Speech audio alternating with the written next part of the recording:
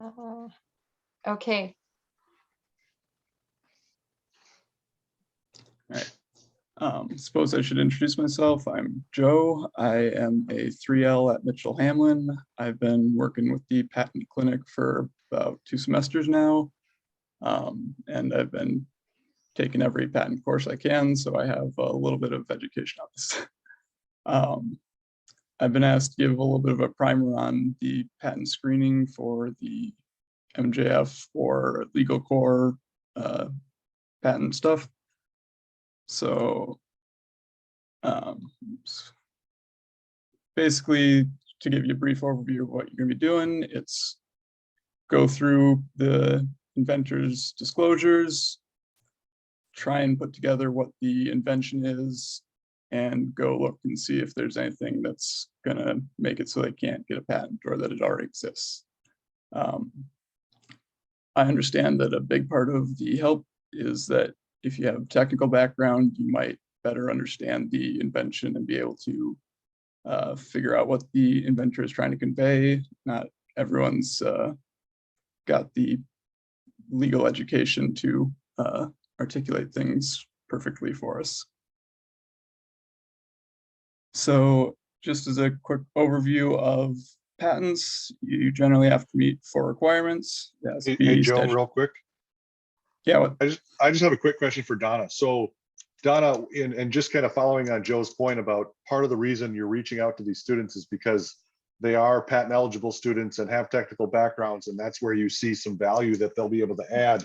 Are you able to line up the subject matters with the backgrounds of the students at all, or are you going to kind of see how that goes?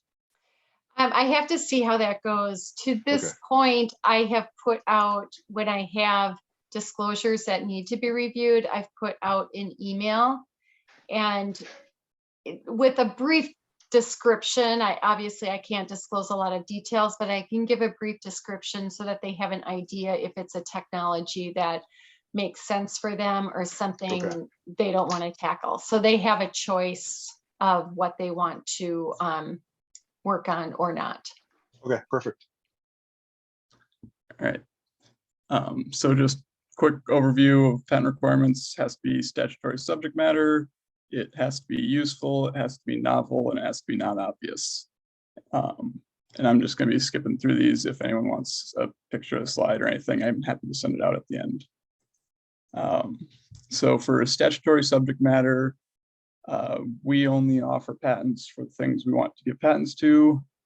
Generally, we don't want to give patents for something like the theory of gravity, nor do we want to give patents for things that should be covered by other IP like pure software or other copyright type stuff. That's what you're probably most likely to run into, if anything, but this is probably not something you have to worry about too much.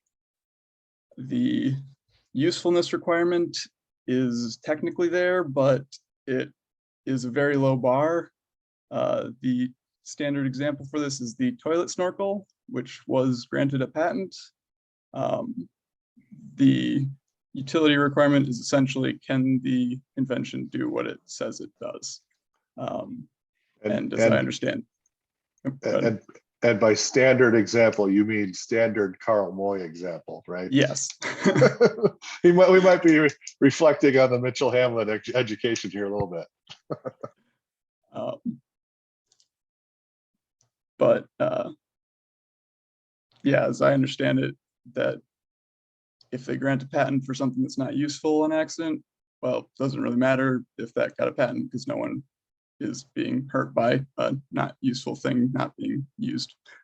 Then there's the enablement requirement, which is the disclosure needs to be enough to for somebody skilled in the art to make and use the invention.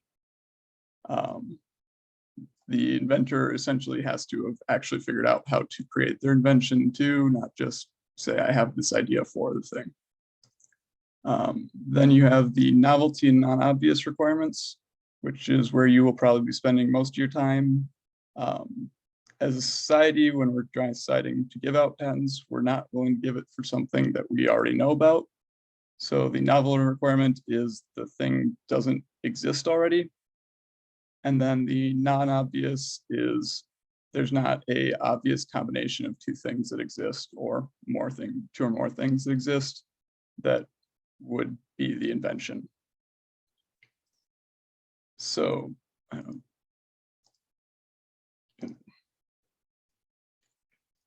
right, for prior art, which is what you're going to be searching for, anything that's out there can count as prior art. It doesn't have to be a official patent thing that's already out there. It doesn't have to be in an academic journal. If it's on Google in the Onion article, then that still counts. So you're going to be, if you can find it, note it down. The exceptions are if those things were from the inventor already and it was within a year, or somebody that got it from the inventor disclosed it and it was within a year, which that's probably not a big deal. If you find something like that, the inventor will say something likely. So for the screening process, essentially you're going to be refining the disclosure to figure out what the invention is, searching to see if you can find anything that would disqualify it for novelty or non-obviousness, and then prepare a report to send off. For the refining, recommended that you go read through all the disclosure materials, do your best to figure out what the invention is, what is the new actual inventive part of it, and the disclosures vary in quality, so this might be where your technical knowledge is really helpful. The inventor may have their own format. There's supposed to be a form, but how well they fill that out or what they give you might vary from it. So putting it all together is going to be first step. And if you do have any questions for the inventor for something you can't figure out, you can pass it on to Donna and she can ask them for you. For the disclosure, the form that the inventor gets is supposed to have the invention title, the area of the technology, description of the invention, what the problem solved by invention, how it's used, how you make it, and the inventor should have done a search already and tell you if they've found anything that they think might be prior art, which might be a good place for figuring out where to start your search or, yeah. So then for evaluating the novelty or non-obviousness, helps to break down the invention to make a list of search terms. Then you can go through an escalating series of searches, go through Google, academic publications, and patent searches. For breaking down the invention, figure out what the elements are. For a process, it would help to like write out all the steps of the process. For a device or system, make a list of the parts, how do they work together. Pictures are always helpful for this and understanding the invention. Then you take those parts that you've got and put together keywords or phrases, which is probably those parts, and do some searches for that. And it's best if you can come up with multiple ways to say the same thing, because that'll prompt different things to come up where something that's related won't come up under one thing, it might be labeled with a different tag. So can I just jump in there real quick, Joe? Yeah. You know, once you've gone through all the materials and you feel like you understand where this inventor is going and kind of what their goal is and what they seem to think is inventive, you know, essentially that last bullet on the previous slide is, okay, now I know what this inventor is trying to do. You know, step back a second and free your mind a little bit. Be like, okay, have I seen this in any other contexts? Have I seen this type of approach to solving a problem in any other, you know, industries? You know, if this inventor is in the space of automobiles and it's some sort of a mechanical pulley system, you know, have you seen that anywhere else, you know, outside of automobiles? And so that will help you, I think, potentially broaden up your search terms, as Joe's getting at, which is to say, okay, in the automobile context, it might be called this, but in a different context, they might call it this. So then you can kind of start to flesh out your sets of search terms, and start to give yourself a little bit of a kind of a practical view of, what exactly might be inventive here. Because, we've all seen inventors come to us and say, there's nothing like this out there. Well, maybe not in this niche, there's not, but what about in other contexts? Because the patent office is going to look in other places and not be limited just to this context. Yeah. So as you're starting out searching, just simple Google search is pretty much all you need, or you can use Bing or whatever if that floats your boat, but I don't know why you would. To do that, just go over those terms, see what you find. You're looking for the novel. If you can find the actual invention out there, that's something to note. And if you find something that has a piece of the invention, that is also something you should write down. We can then decide later if all those parts do make the invention obvious or not, but it helps if we can get a list of all the parts. For your reporting, if you do all your search terms, write those down and note what results you get with those search terms. And that includes if you search something and don't have anything related pop up. And the examples of the using different searches, the toilet breathing device might not bring something up, while the toilet snorkel would bring up the patent from before. So then you can go through academic publications after you've gone just normal Google searches. You can use something like Google Scholar. Again, make notes of your search results. Then also Google Patents is a good place to look. That helps also if you do find something kind of related. There's the Find Prior Art button and the Similar button, both of which will help you possibly lead you on a chain that will get you closer to something that you're looking for. For your actual report, it's good to put the invention, any questions that you have for the inventor. If you do have a concern about it not falling under the statutory subject matter or not being enough to actually enable the invention, note that down, and then your prior art search results, put that all together, and then you send that off to Donna. And that's about it. So just to kind of chime in a little bit on the search piece, we've talked about identifying the various parts of the invention because that might give you some decent keywords to use. But if let's say the patent's on a wagon for a kid, right?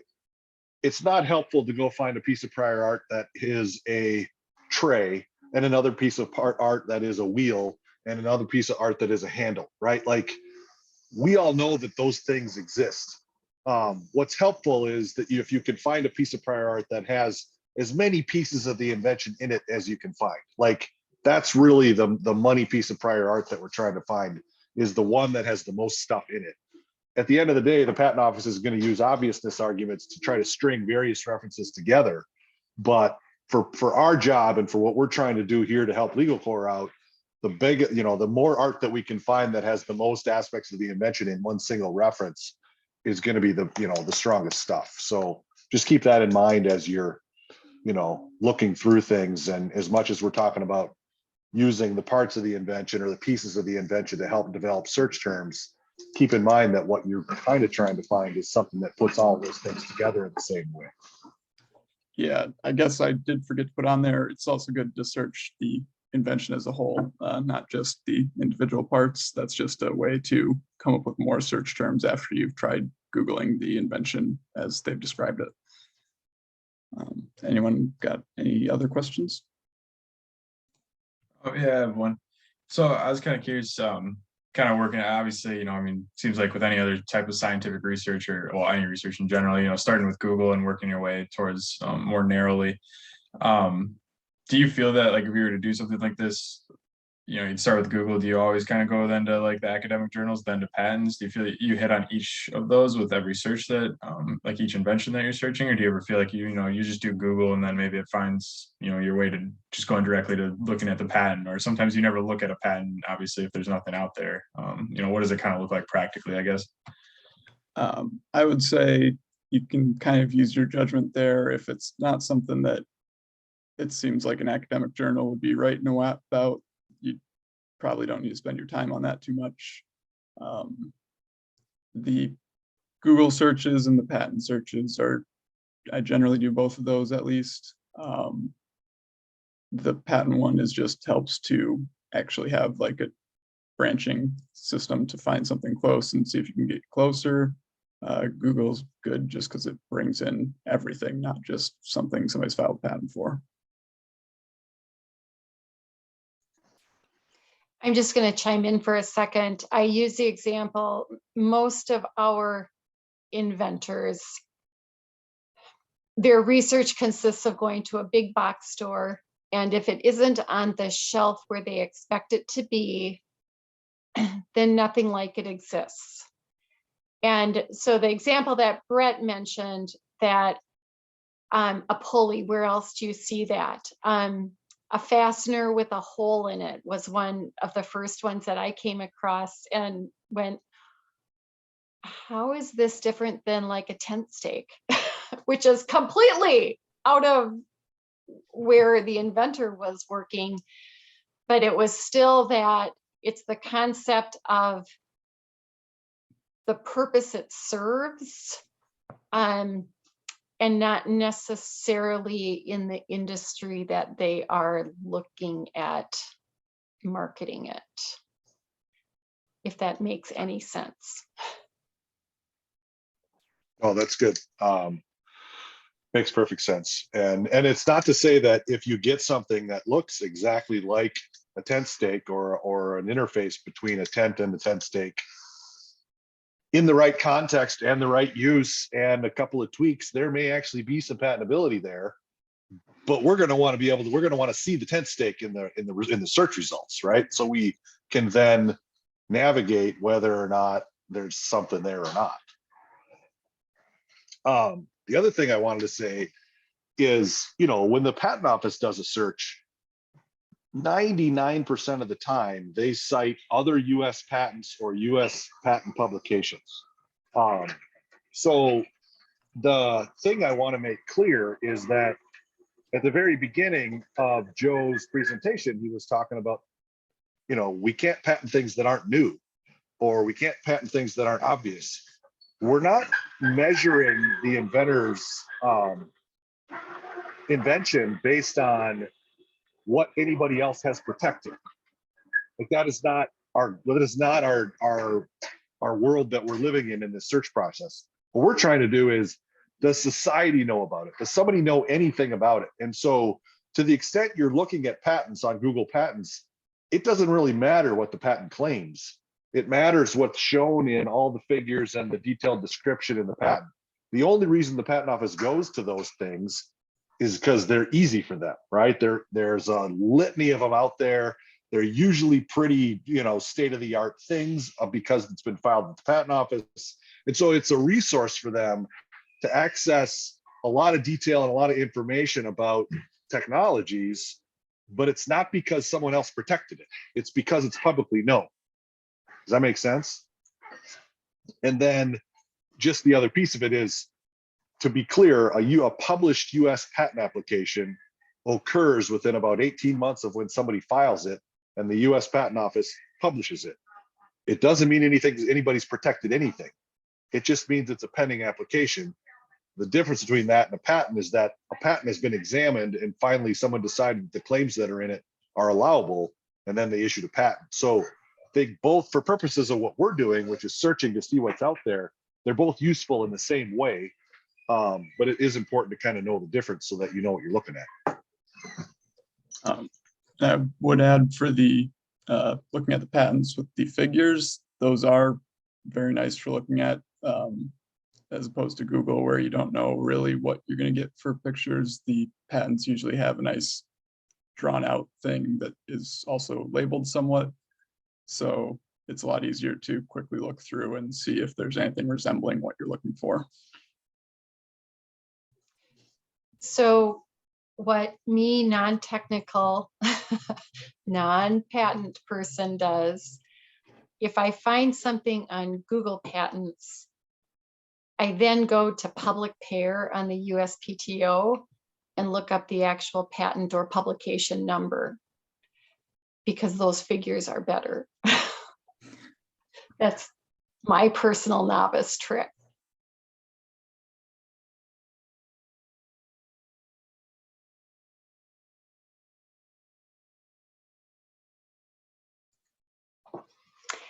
Any other questions out there? I guess I address that to Zach and Eric, since you guys are the ones that I'm hoping will review some disclosures. Yeah, no, I personally don't. So thank you very much for putting the presentation together and talking with us today, I guess. Very welcome. And Donna, can I ask, if a student is working on one of these and like just has a quick question that they want to bounce off someone, who is like the correct person that they should reach out to kind of at that point, if they just want to run a quick technical question by someone, or just to get some guidance maybe on a current search they're doing? Sorry, Donna, you're muted. Thank you. I would be the one to reach out to, and if it is something technical, I can get you connected very quickly to a patent attorney that can respond to your question or give further guidance if that's what's necessary.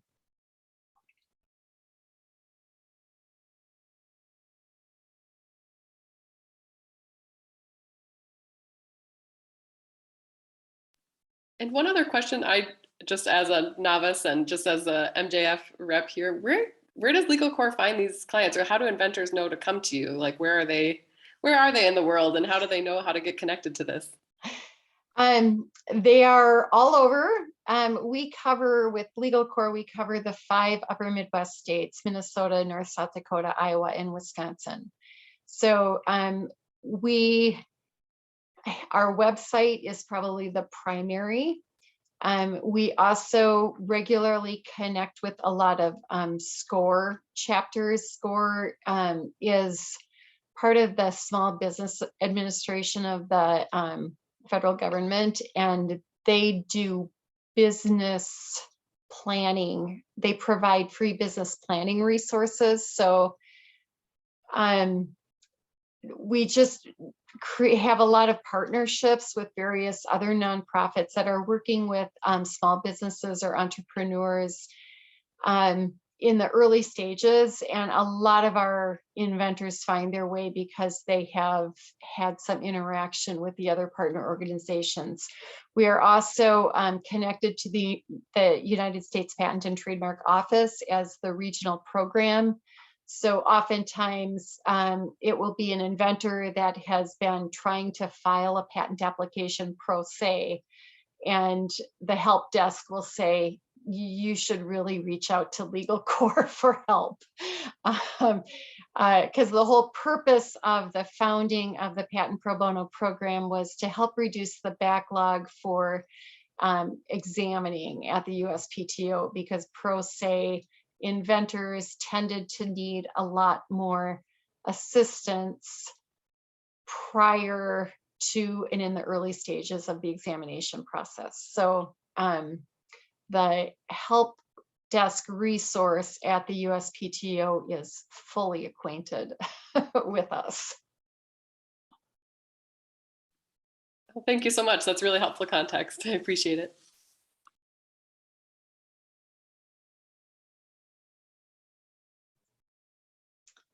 Okay, if there are no more questions, thank you so much, Joe and Brett and